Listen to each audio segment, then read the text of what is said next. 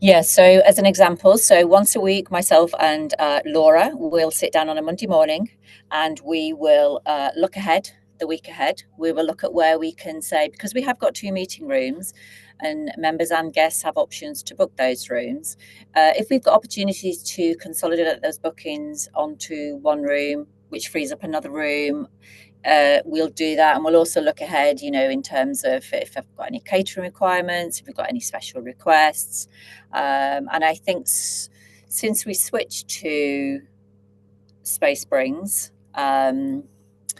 we found that we've given more power back to the customer to be able to check real-time availability, make their bookings independently, and I mean that by not needing the input of a human. And whilst that is an available option to our clients by call or email, a lot of them just want to check that the room is free or a desk is free, book it, pay, job done. Get a confirmation, I turn up. So those kind of seamless additions to our operations has freed up Laura's time and my time. A very robust Stripe integration.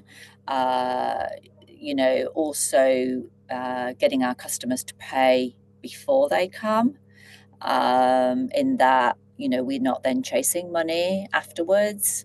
So that's been a bit of a game changer for us because prior to the switch, we had struggles with Stripe with our existing provider where the payment wouldn't go through or it failed, and then the customer gets frustrated and then they might look elsewhere. So, and I spend usually some considerable time at the end of the month to check the utilization reports that SpaceSpring gives us. So if a meeting room perhaps has been underutilized, might we consider changing that to an office? I mean, those decisions are not done on a month by month basis, but over a period of time, you can see pockets of the space that, as I call it, they don't earn their keep.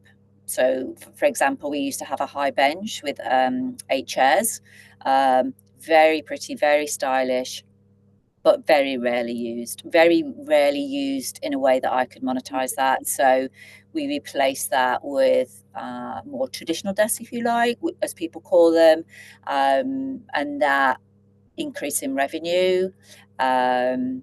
And the fact that people were actually utilizing that corner of the space was an improvement on our cash flow, because every bit of this space has to be utilized, and I don't mean that by overcrowding or taking away breakout spaces, communal kitchens, places to relax. I mean by the spaces that we have allocated to desks and workspaces, that they are utilized how we envisaged. And if not, then what can we do to make that happen?